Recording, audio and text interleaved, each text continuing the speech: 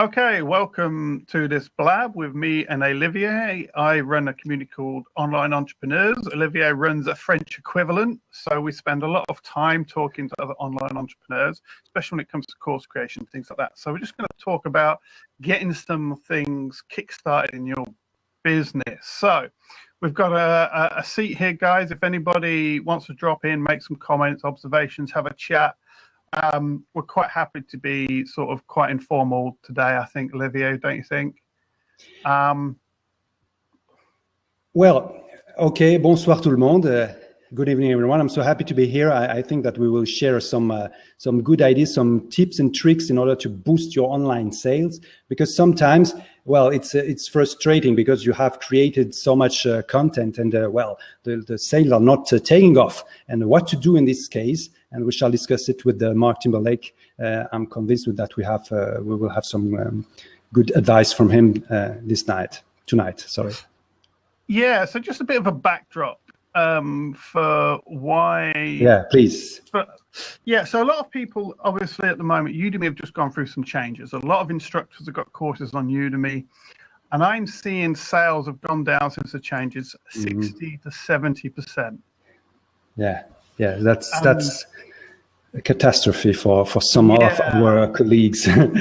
Yeah, exodus. Yeah, and it is for a lot of instructors. You know. Also spoke about Alan Hill and some big names that have gone. Yeah, I think it's so much about people leaving. I think it's more a case of what do you do when you're trading on a platform like Udemy, and they make these changes. And all of a sudden, you see an income hit of like 60, 70%, like we've seen. Now, the first month, it was 60, 70%. They've asked us to allow them 3 months to get these changes through to where they think it's going to be. This month, the first month, I wasn't really affected that much. I had a good month because we had some promotions. And then this month, it's looking, at the moment, I'm predicting we're going to be 60% down on an average month. Wow. Yeah. So in that context, a lot of instructors are feeling that pain right now. They're feeling that they've got courses, and sales have dropped. Udemy is their primary platform.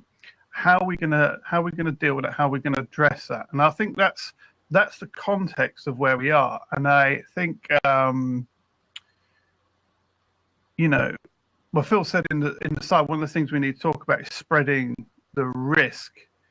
But I just wanted to step back. Do you want to say anything on that, Olivier, before we sort of? Well, we had also some we had also some drops in sales in the French courses, but it's it was not so big as 60 or 70% because the levels are lower in the French Udemy market. It's at the beginning, but I observed also this migration toward SkillShare, for example.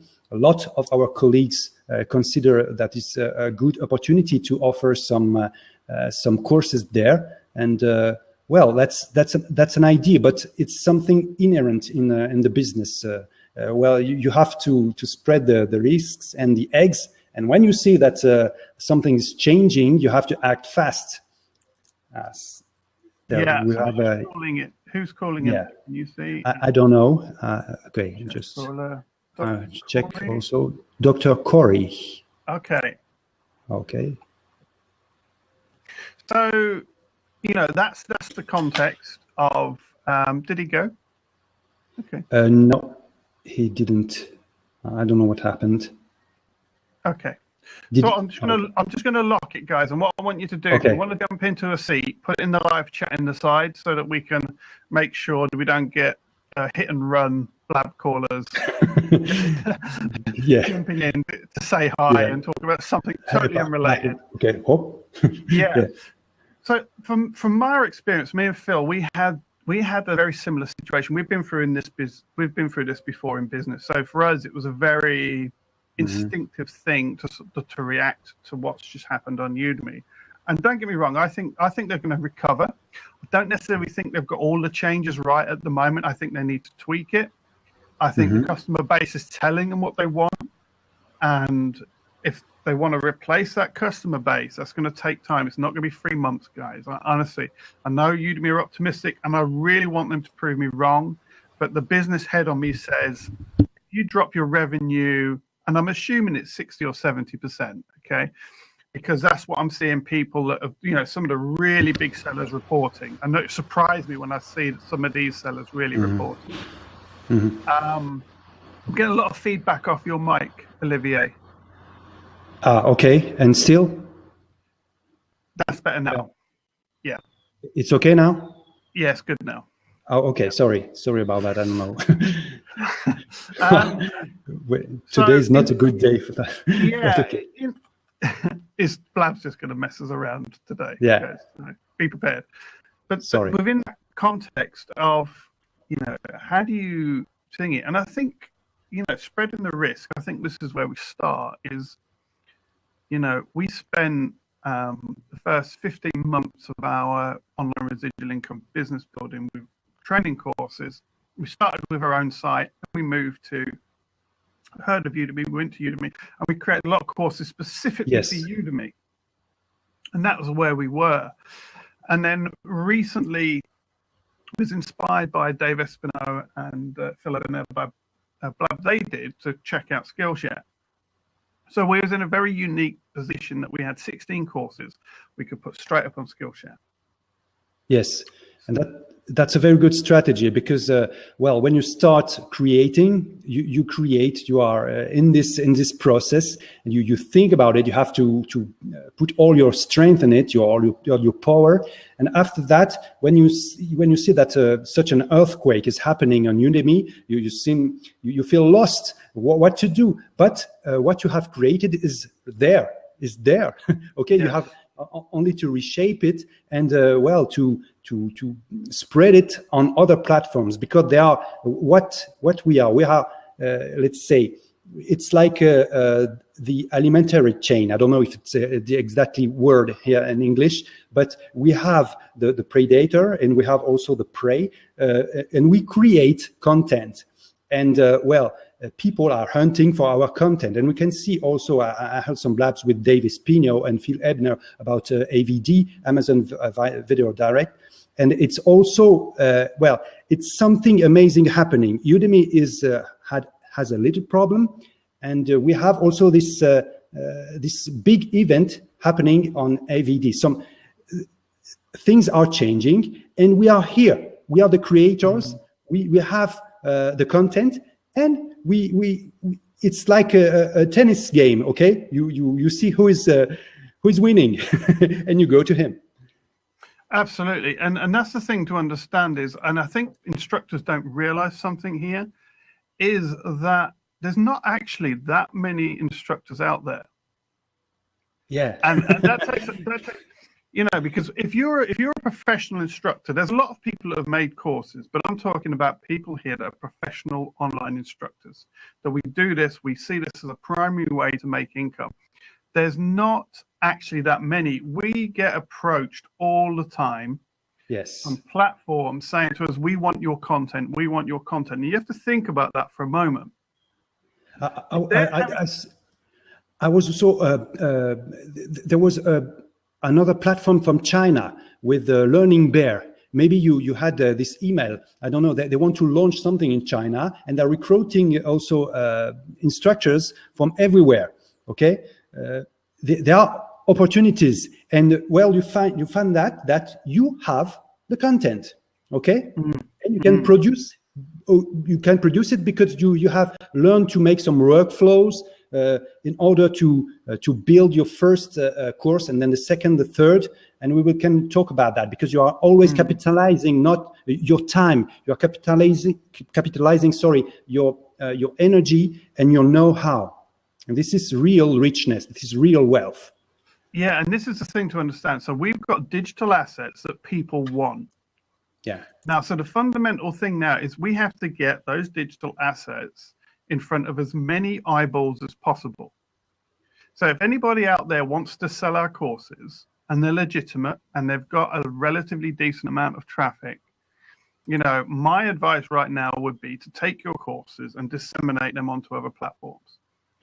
And we can talk about moving forward, how we create courses that actually then fit all these different platforms. I'd like to come back to that, Olivier, as well, because when we created all our courses, we created them according to the Udemy structure and the Udemy marketplace.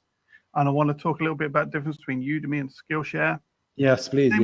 Yeah, and it's shame Philomena's not on the call because she's been doing a lot of research into all these different platforms, as you guys know, in the online entrepreneur community. She's got all these contacts now, and we're starting to put these courses in all these different places. So, you know, the digital asset, which I want to come talk about now, the digital asset you've got is bigger than one platform. Yeah. And it's understanding that. It's bigger than one platform. Now, I've got specific courses I've created for Udemy that can't go anywhere else. Okay? Yes, of course. But most courses are not like that. So when you start thinking of this, so what's the value of the digital asset? So like some of my courses this month on Udemy, you know, they're dead in the water. No sales. Some are still doing okay, my top courses. Some have just had no sales. Now, that is a dead digital asset. Yeah. But if I take that course and put that somewhere else in front of different eyeballs, different people. And then we can revive it somehow. Yeah. And here's something really interesting happened. Let's just talk about what I did with Skillshare. So me and Phil, we took 16 of our courses. We've got another 6 we partnered someone with. We might put them up under a separate account. But we've got 16 of our main courses. Mm-hmm. And we put them on there. And our top 3 selling courses just completely blew our minds. Because they do very well on Udemy. And our best courses on Udemy have hardly done anything on there. Uh-huh. Isn't that interesting? And I'm going to explain why. We figured out why. Yes, please. So Udemy is B2B. Mm-hmm. So Udemy is business to business. So if you're creating courses for business, for entrepreneurs, and programming, professional, technical courses, they tend to do better over there than they do on Skillshare. And we've got a unique perspective in the sense of we've taken 16 courses, dumped them all on Skillshare all at once, and we can compare all of them. Yes. So we've got even figures and fill tracks, and we can see which courses are going well. So our marketing courses don't do very well on Skillshare. Mm-hmm. Okay, but our photography courses do. So Udemy is B2B, Skillshare is B2C. Mm-hmm. Business to customer. Customer. So if you're going to create content for, and this is why, although we disseminate our content everywhere, we have to start thinking about creating specific content for specific platforms, and we have to just go with the rising tide. So Skillshare at the moment is doing really well. It's been phenomenal. We've put our courses on there, and you know, we don't know what the sales are going to be yet, but if what everybody says is right, then you know, that's going to be really good for us. I've only been on there 2 or 3 weeks, but what we've seen straight away is B2C courses work better and sell better. I've had courses that have sold on Udemy. Don't get me wrong, they've sold, but they've been slow, they've been quiet. And I've had other courses, like some of my better marketing courses, my best marketing courses, my most popular ones. They outsell on Udemy everything, but it's exactly the reverse. So when you come to a platform like Skillshare, here's the top tip. Think in terms of B2C. And the other thing is the level of instruction that people want from Skillshare is really interesting compared to Udemy. Can you tell us about that? Yeah, Skillshare, they want basic stuff. Okay. Okay, so they want basic stuff. They want something in a half hour to an hour that's basic and teaches them a specific core skill. On Udemy, people want everything in one course. They want complex, detailed, you know, really in-depth professional courses. Yes, Skillshare is a different customer. It's I can see it straight away. Completely different client base, which is so you are saying that on Skillshare they want actionable project and they want to learn fast. And the interesting question would be, what would be the trend during the next years? The trend, I think, will be that people want to learn by themselves. Okay, the people, and we have also vocational content and also hobby content that can be available immediately with a platform such as SkillShare. And well, that's a strategy that we have to have in mind. And we have also to create our content something multiform, multi-shape content. I don't know if it's the exact word. We have to be ready to adapt, let's say, the beginning of the course, the end of the course. And so we have some units that we can build and spread easily on other platforms. So that's the idea that Mark is stressing, putting the stress on here. You have digital assets that you can multiply on other platforms, adapting to this specific platform. And I think the key phenomena I was talking about, spreadsheets.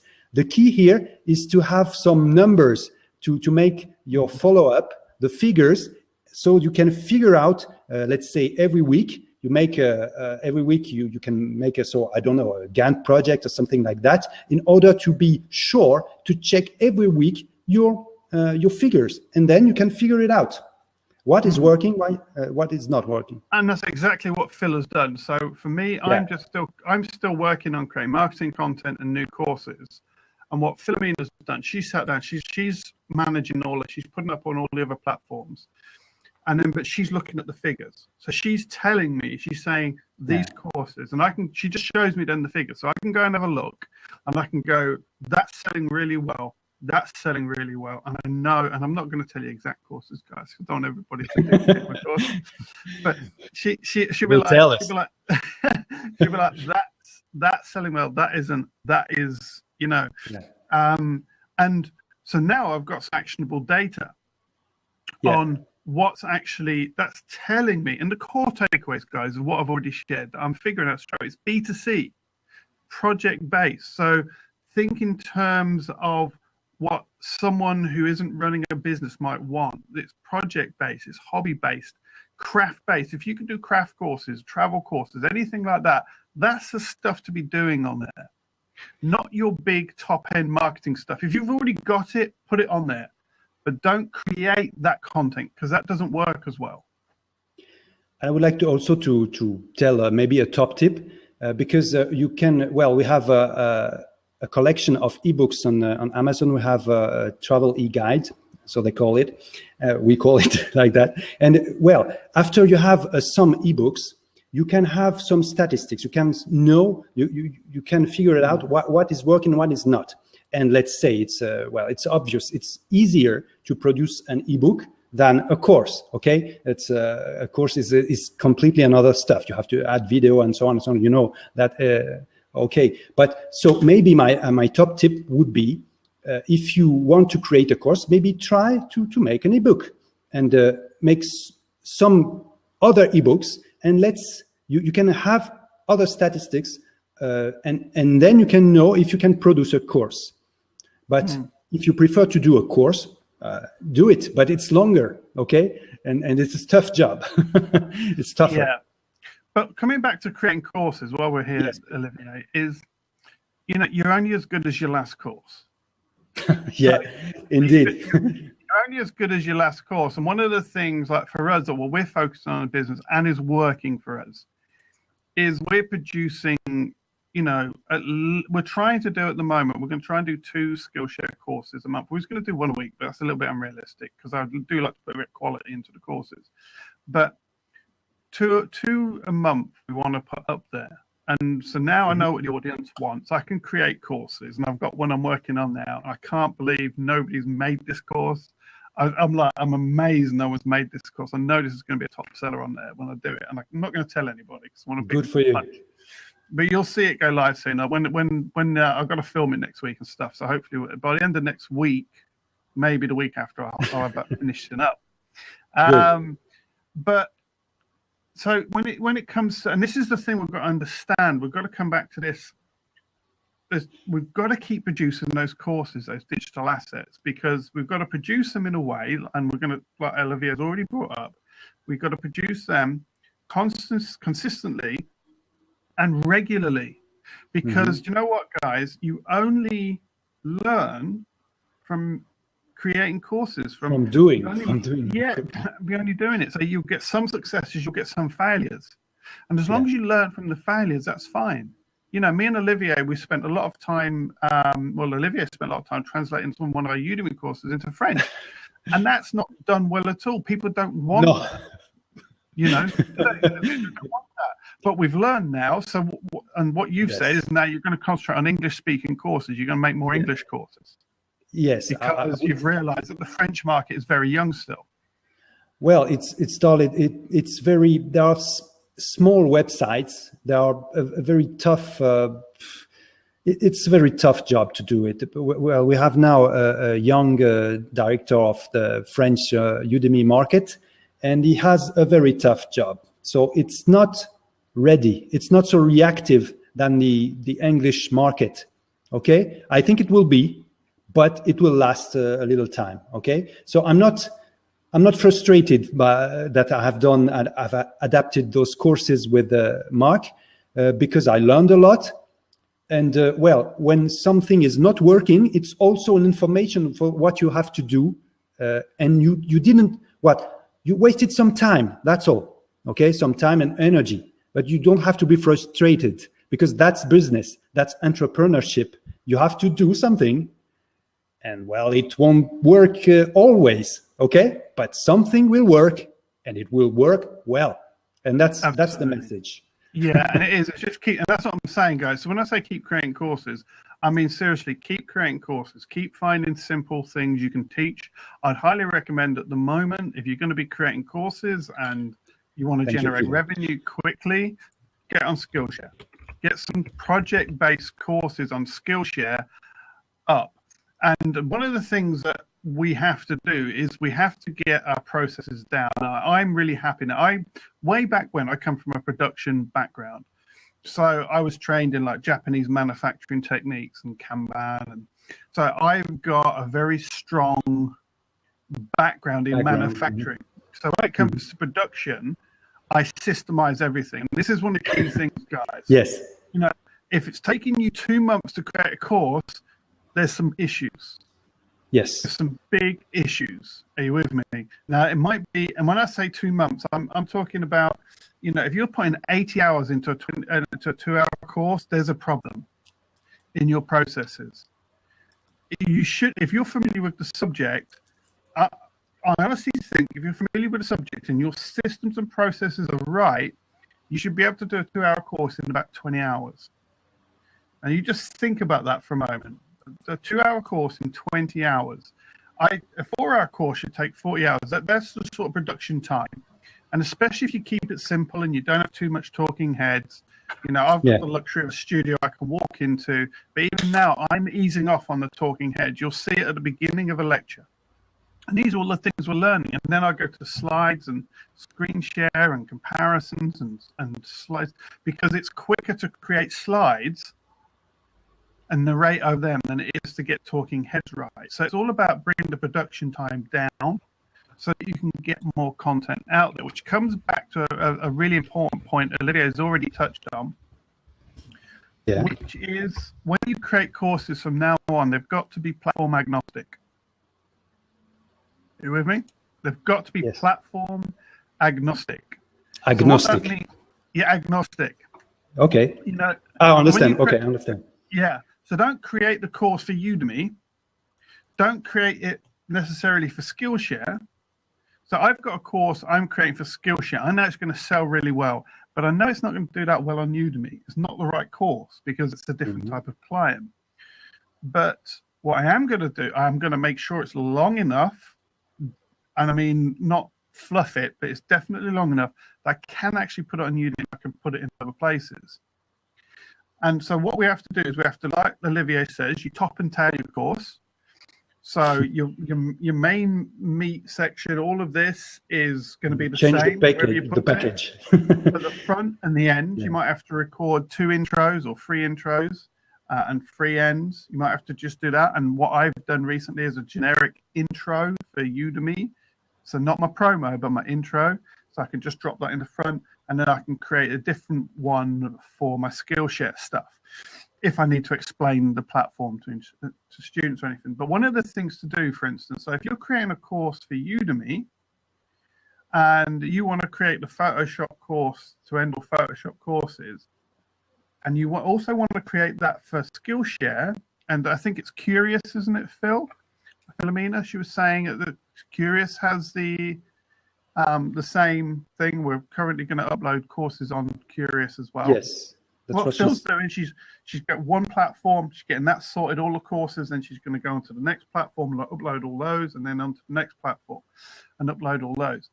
But so when you create a course for Udemy, that might be a 3.5, 4-hour course. The Skillshare wants projects. So when you design the course, you want to break that down into self-contained mini courses. Yes, sections. That's the best idea. Yeah. Yeah. So when you record it now, you can record, this section is a section on the Udemy course, which favors longer courses, but it can be a project. It's a project-based class that's self-contained. You can put it on Skillshare, and you can put it on Curious and some of these smaller sites, which are more B2C, so that people can then go through your course. And so you're not putting one big course on Skillshare, because every enrollment you get is your $1.40 or your $2, whatever it is paying out for an enrollment.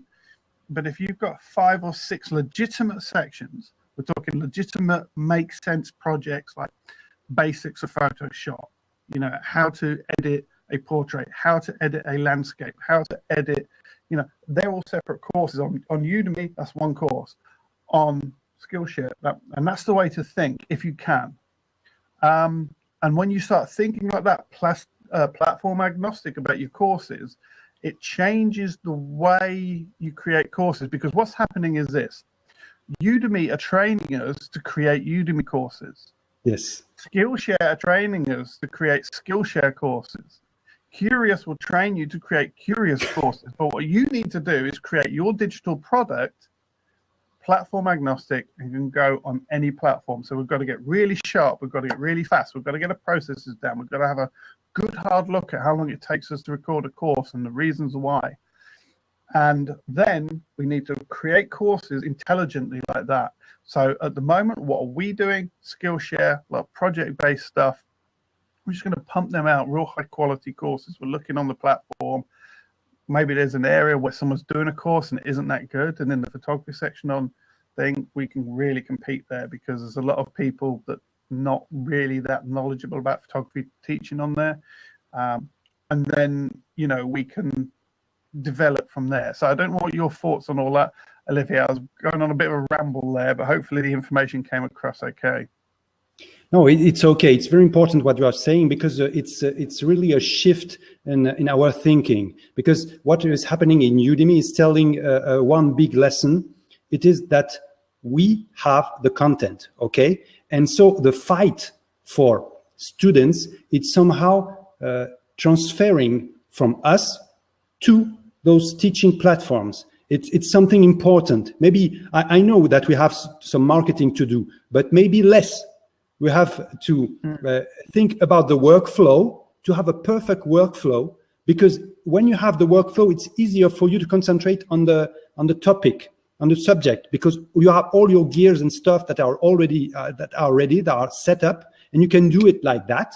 Okay, as you said, 20 hours to produce a 2-hour course, and we can produce some bulks and some small section that can be project, that can be lesson, and this analogy between all these platforms. And we have, after you have all your workflow, all your processes done, maybe you can begin to breathe. This is kind of respiration, okay? I create, I promote. I create, I promote, okay? Because it's very important to breathe easily. When you are always creating, okay, you can get drowned. Yeah, and I'm finding, guys, that Skillshare is really, really residual. I'm currently setting up a marketing funnel, which I will show when I've finished, to the online entrepreneur community. on some of my photography stuff. So I'll show you that funnel. I've been working on it today. I should have been creating courses, but I just had an idea, so I went with that. I want it. So I'll show you how that works. But Olivier, I agree with you 100% in the terms of, you know, I'm not focusing my energy on driving, because you think about this now. If I'm platform agnostic in a lot of my courses, yeah, and I'm creating platform agnostic courses, then when I'm putting stuff, when I'm marketing, I have got marketing. I am currently marketing my stuff to Udemy. Okay. Yeah. I'm marketing my main stuff, and then I'm going to actually do some other marketing to SkillShare on a completely separate website under a completely different funnel. Yes. Mm-hmm. But that is very passive marketing. It's very.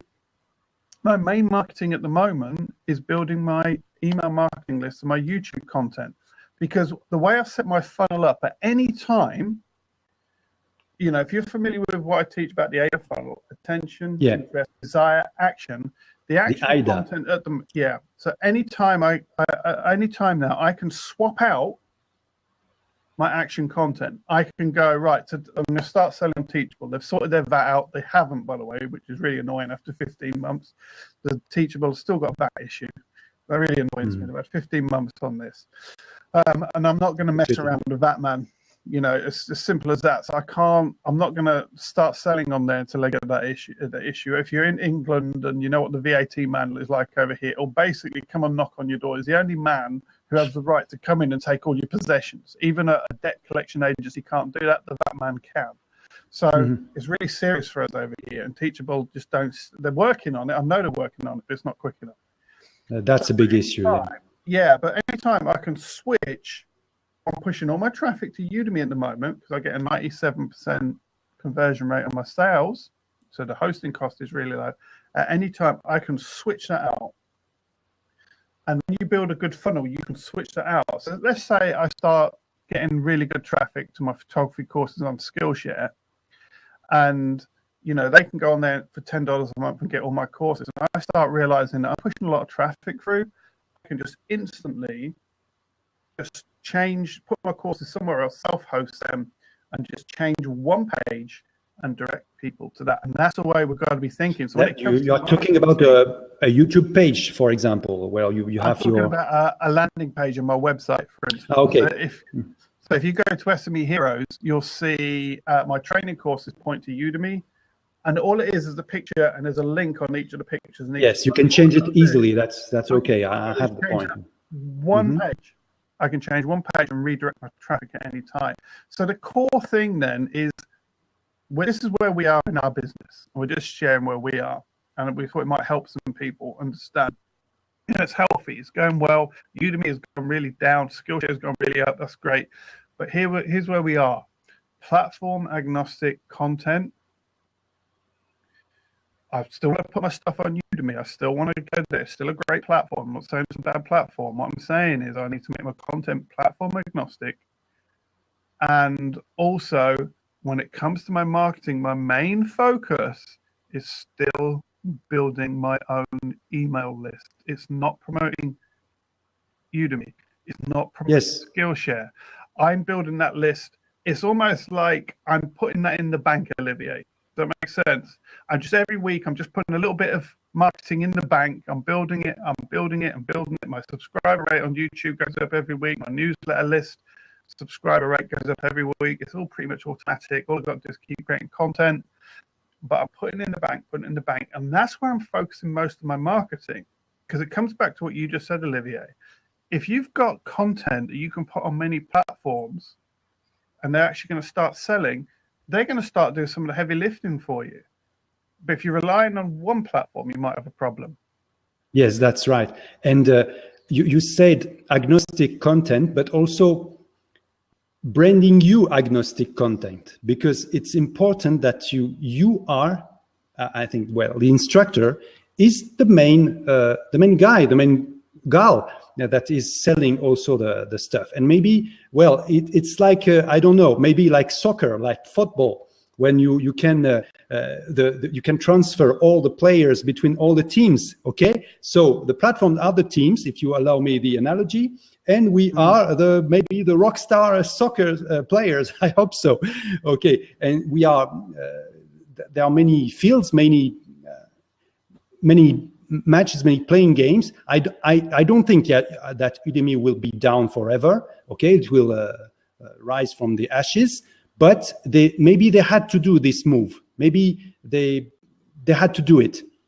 I don't know. But that's the big lesson that we have learned, and that's great. That's great because, as you said, if we only doing some Udemy stuff, we are accustomed to this, and well, when something is happening later on, we're lost.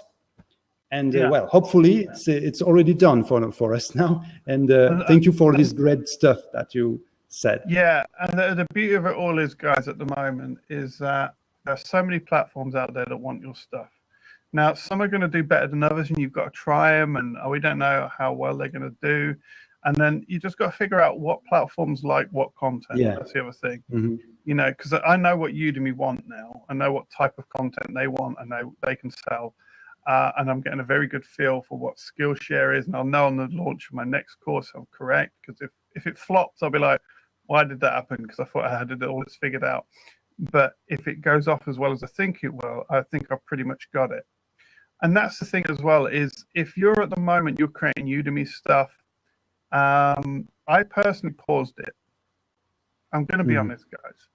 I personally paused it because, you know, I'm seeing probably, I'm hoping it might not be, it might improve, but towards the end of the month, because I'm seeing a 60% drop. Yeah, that's huge. I've just got to look at my family and my business and my needs, and I'm very loyal to Udemy. I've got a lot to thank them for, but I've got to be realistic. This is a good opportunity right now to go and create some courses for SkillShare. And be thinking about that B2B, B2C type course, and much more entry level type courses, which we discussed earlier. Okay. So that was the key things, you know, but we're focusing on at the moment, Olivier, and I'm hoping that will help people. Is that yes, I would like to create lots of content, and my main focus of my marketing. Because I like to set up automated funnels and do some simple stuff. But the main focus is building my newsletter, because long term in this business, that's where my real money is. Because when I shift, when I move, when my business moves, the newsletter stays. The newsletter stays. People are following me. If Udemy, you know, don't get me wrong, I think Udemy is going to be the long-term winner in the end. Yeah. I think SkillShare is going to be the B2C winner, and I think Udemy will be the B2B winner. I definitely think that, but you know, I have to create courses that are actually going to sell at the moment, and that's a key thing for me at the moment. And other people might have varying mileage on that. What I wanted to do, though, guys, I'm going to unlock the seat, Olivier. Yeah, of course. See if anybody wants to jump in. Come on, come and sit. Don't be shy, guys. If you're out there and you got any points, or you think we're nutty. Phil is coming. Let's Phil jump in. Phil thinks. You completely nutcases, you two are. No, I think that was good information. Oh, my image is a bit off. Hang on 1 second. Let me fix that. I think you absolutely nailed it. From just playing around with SkillShare, I realized last night that I need to start doing courses in 50-minute, 30-minute, and 60 minutes. Basically for the person who wants to absorb information in a certain amount of time. Yeah. And I've even took it to the next level as well. I've started to design the course in Keynote, in slides. So I've got different slides for each thing. But I've also started to time everything as well. And the reason why I've done this, and this is kind of a bit of a power tip if you're into video direct for Amazon as well. I'm doing an intro of 60 seconds, and then I'm going to do 5 clips of 2 minutes 30. And then the final bit will be 1 minute 30. And that will be the consistent 15-minute show every time. And the reason why I'm doing 15 minutes to start with is that I'm also going to put all that video content through rev.com to have it all transcribed. Because 15 minutes of content, $1 per minute, is 10 $15. quid. It's 10 quid. It's £10. So every time I make a course, okay. it costs me £10. I can put it on SkillShare, but I can also put it on Video Direct at the same time. So do you explain to somebody that's in the audience why you would need to do the transcription? Because I think there's a few people listening that are not familiar with Amazon Video Direct. So we've talked about SkillShare. Sure. Amazon have just stepped into the marketplace, which is really interesting. Really big news. And I know you've had a look into this, Phil. So what sort of information have you got for people? Yeah, sure. So I had a look into Video Direct. Obviously, Amazon, I think, is going to be a big player in this arena. They've got the infrastructure, they've got the network, they've got S3, which is where you store all your files. It's a bit geeky and developer and programming, but I'm doing a course on how to do the Video Direct stuff. One thing that is different compared to most sites is that you need captions for your videos. So there is a variety of different sites out there. The one I'm looking at and using, and I got this information from Rob Cubban, actually. I did look at Red before, but actually I've looked at it again for the transcription stuff. And you have to submit caption, closed caption information with your files. So obviously most people will just be recording video or creating your content in Keynote, etc. So what you have to do is upload your video files to something like rev.com. They transcribe it. It takes 24 hours. It costs $1 per minute. And it's done by, it's not done by robots. It's done by human beings. So it's perfectly transcribed. Now, when you get your transcription, it's a file, just a simple file called a .srt file. And you upload that SRT file with the same place where your files go. And the reason why you need to have closed captions is that when you upload it to Amazon, it doesn't just go to Amazon.com. It goes to JP for Japan, and it goes to DE for Germany as well. So like there's lots of different arenas. And so if you're putting your content up in English, at least people can watch the subtitles. And I think they're going to expand on that. So it's another thing to consider, and it's another process. And I think you guys both nailed it tonight. This is not just about producing, it's about building yourself a framework that fits into the style of the way that you work. And I realized jump in. No, I just wanted to say that Mark talked about digital assets. Doing also this stuff, this captioning is a very powerful digital asset, because you can add it to other platforms, let's say Skillshare, Udemy, and it's also powerful to enhance the user experience, the student experience for your courses. So it's a great way to leverage your efforts. Right. Yeah, I think. Go. I was just going to say, especially if English is your second language as a course instructor as well. I think people misunderstand me sometimes. I did. It's going to help them. And Olivier will tell you he had to translate me. It's a pain. Sometimes. While we're talking about language and drops in money and virtual working and things like that, I know that a lot of people have put all their efforts in one basket. Just want to post some stats. This is from the last 6 weeks that I've been on a service called Camly.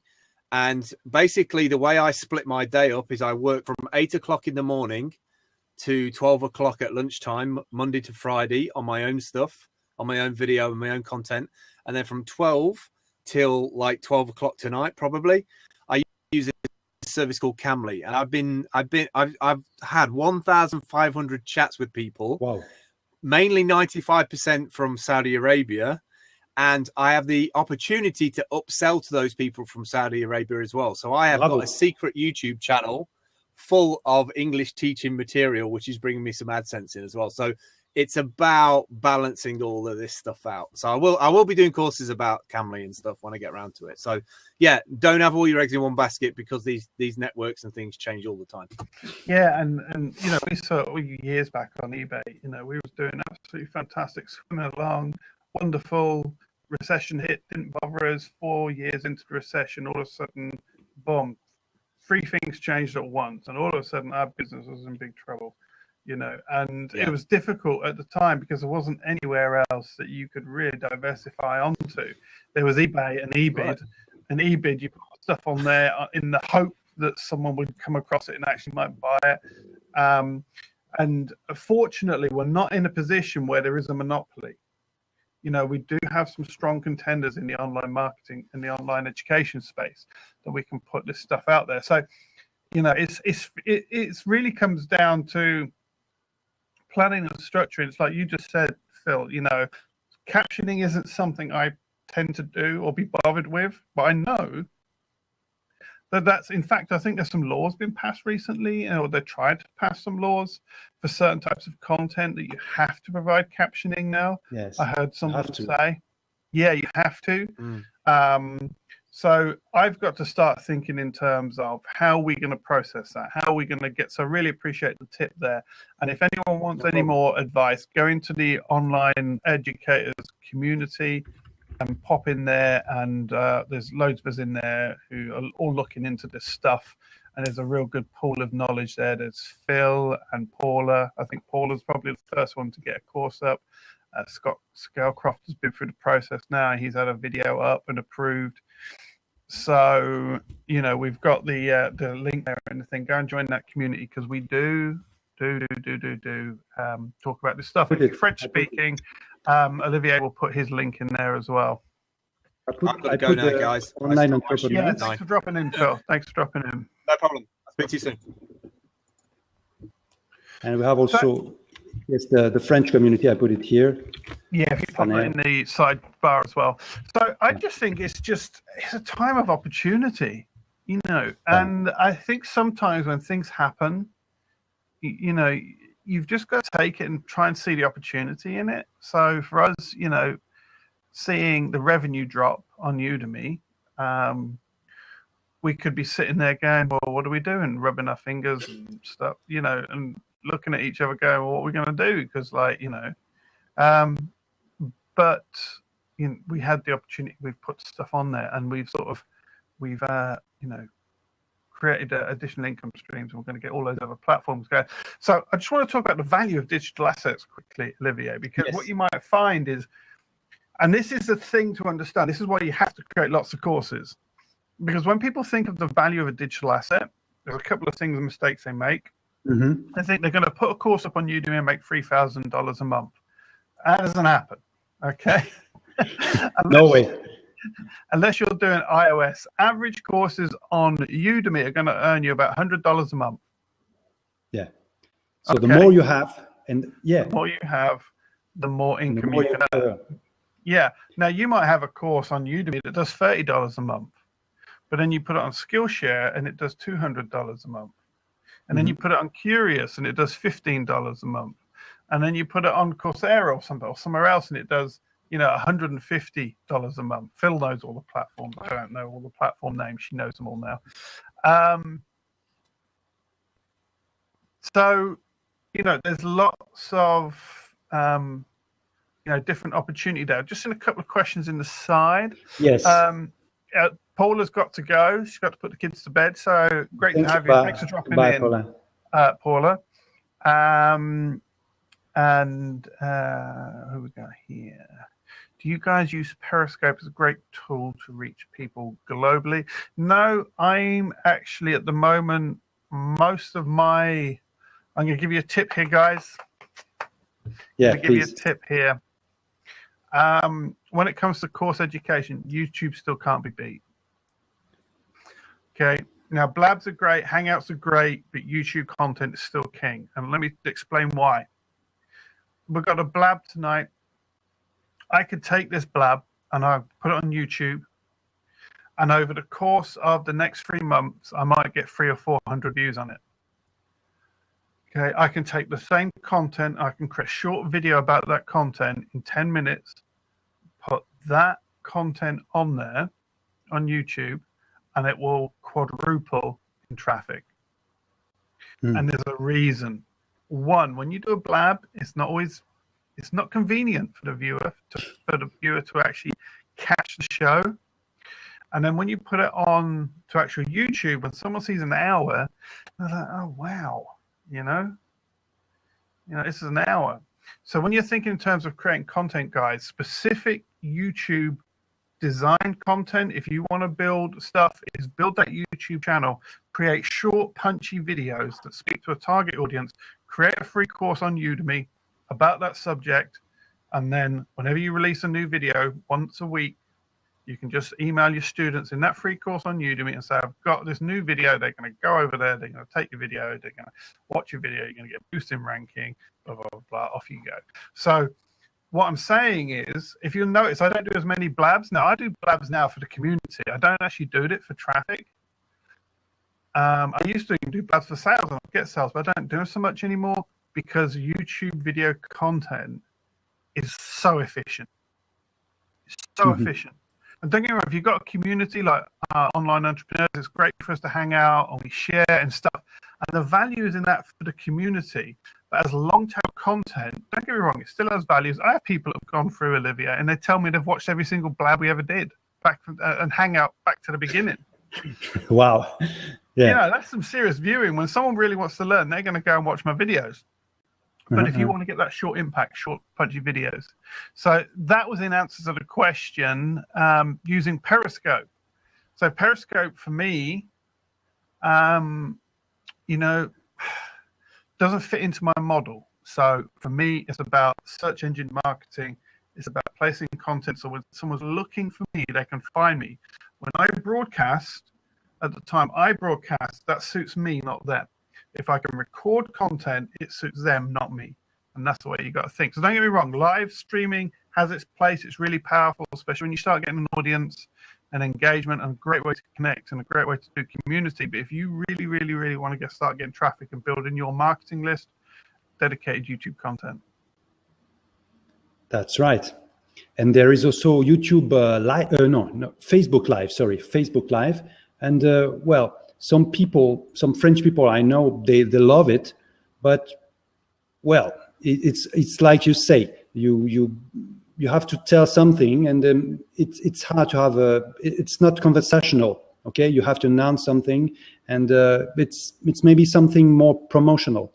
And well, the back office, it's not the same like YouTube. Okay, YouTube you can find videos more easily, and on Facebook it's not the case for the time being.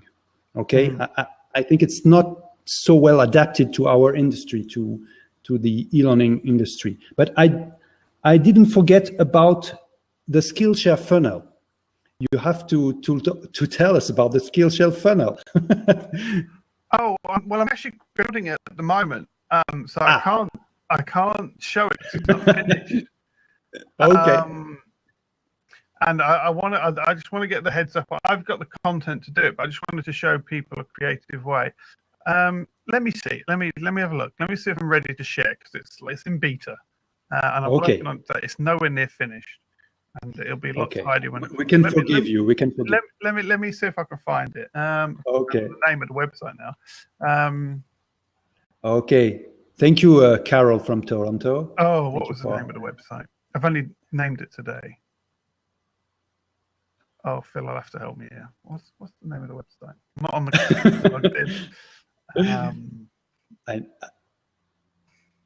not normal stock. Yes. Right, not normal stock. Not. Thank you, Phenomenal. Thank you, Phil. Okay, so I'm still working on it, and I'll explain the idea, and hopefully it'll give you a few people some ideas. Thank you, Phil. I need my wife. I swear, as I get older, guys, my memory is I'm like short-term memory. Okay, so let me just pin that. Okay. How do we do that again, Olivier? Okay, not a problem, of course. Yeah. Open. Okay, open. Yeah. You have put some buttons on the links now. Okay, so let me explain what I'm doing here. Let me explain. This is very early. This is your website. This is your website. New website. It's a new marketing funnel I'm building. Okay. So let me just go through this process, and it might give you some ideas, guys, about how to set up your own. So a couple of things have inspired this. Now, I'm actually going to be pushing some content I'm going to be pushing these people to Skillshare. I want to try it and see if I can just do a little bit of traffic to Skillshare. But basically, the idea is this. Obviously, I've got commercial photographer, and I really love art photography. And I wanted to get my content, my photographs out there. And I know Phil Campbell, he's very similar. He's got his own stock website. And I think he partly inspired this. And I want to get my images. I have images I take all the time, and I share them on social. And they're seen once by a handful of people, and they're gone. Okay, and I've got all these images, thousands of images I can probably find, although I did lose one of my big hard drives with most of my images on, but I'm sure I can find them on the cloud somewhere. Now the idea is this: I'm going to take these stock photography, that the normal digital asset. Yeah. I'm going to take my images, and I'm going to, I live in the UK, LB. That's where I live. So what I'm going to do is I'm taking all my digital assets that I create. And this is what's really good about this, guys. I go out and do photography, and it's all business related. So when I go away on a trip or anything, I can claim all the expenses back because I'm taking images for my business.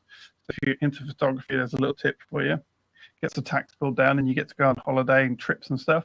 Anyway, I've got all these images, and I want to give them away. I want to give back to the community. Over the years, I've taken a lot of free images from people. Even though I'm a photographer, if I need an image, I'll go to some top quality free stock sites, and I use people's images when it suits my message. And I wanted to give back. So what I found was I signed up for Pixabay, but they just annoyed me to death. Because what was happening was I'm putting stock images up. They're not the normal stock, which you can see with the website. It's not the normal stock. Okay. Okay, so good. This doesn't fit into their idea of plastic photography that they've got from iStock. It doesn't fit. This is more artistic. It's going to be better for blogs and for creatives to use. It doesn't fit.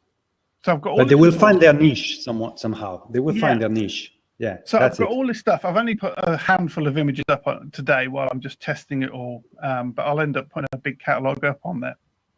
But the key point is this: I've got all these images that are free content. What I'm going to do is I'm just going to start sharing them on Instagram, tagging them, letting people know that these are completely CC, Creative Commons. You can use my images for anything you want. Okay, that's powerful. Powerful. Yeah. So now when they come back to my site, here's my free content. Go on, guys. Here's interest. Here's desire. Come back. Have a look. Then generate traffic. Generate traffic.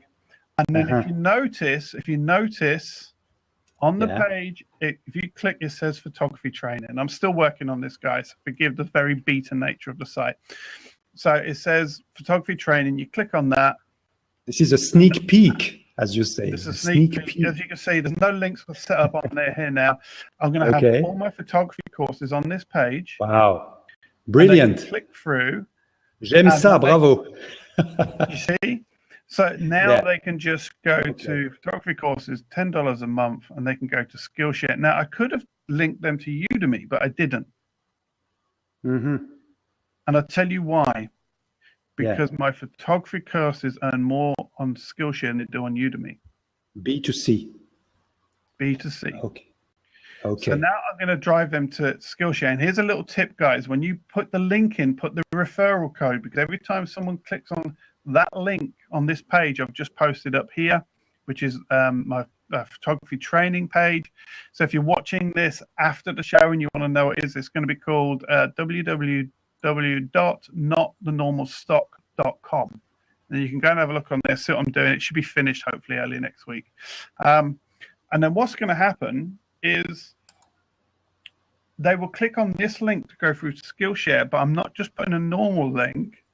I'm putting the referral link. And what will happen is anybody who clicks through and joins SkillShare, I will earn $10 from. This is not an affiliate link. It's a link that you have negotiated with the SkillShare. No, it's a link everyone gets inside their SkillShare course. Okay. And if you use that link, not your course dress, you use that link, SkillShare will pay you $10 for every new student you bring. So now they're coming on, they're taking your course, you get paid for the enrollment, plus you get paid for the new student, which is $10. So this is a powerful lead magnet. Yeah. So all I'm doing is giving stuff away for free that people want. I'll advertise on Instagram where people are looking for images. I'll make it perfectly clear. So the free stuff, they come to the website. Now, even if they don't go through and buy the courses, what me and Phil know is going to happen on this website is the traffic will go up. Because when you've got free stuff like this, the traffic's going to go up. I'm using SmugMug, which is a photography website. It's costing me, I think it's going to cost me about £15 a month to run this little business venture. So, you know, we're talking 15 months to generate a residual income stream over here, hopefully. And that's my total cost once my time has gone out of it. So really simple. But here's the key thing. At any time we can, and we know this already, at any time, if we can get enough traffic, then we can put some ad banners on there. We can do some affiliate links, start doing some blogs and some Amazon. This is a powerful attention content.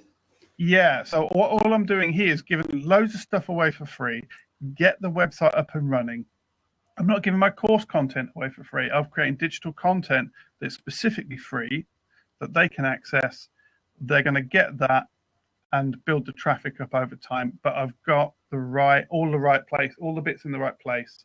And also we're going to look at building a newsletter list, and we're discussing some ways to create a newsletter list out of this as well. So me and Phil are still figuring that part of the funnel out, and that's why it's work in progress. But what I wanted to show you here is the other thing is when you actually go to the photography training page, you'll see it's a blank page. And once I've set the links up, which I haven't done yet, I haven't put the links on that page. Once I put the links on the image and on the page and all the links are there, anytime I can go in and change those links and I can redirect people to that course. Where you want. Wherever that course, I want them to go and buy that course. So I could say, I want them to buy it on my website. I'm getting so much traffic. I'm going to get Teachable up and running. They've sorted their VAT out. I'm going to put it, and that's what I was talking about earlier. And all I have to do is change the links on this page. The rest of my marketing funnel is intact. It's something I naturally do. So I thought we'd share that. Good, awesome. Okay.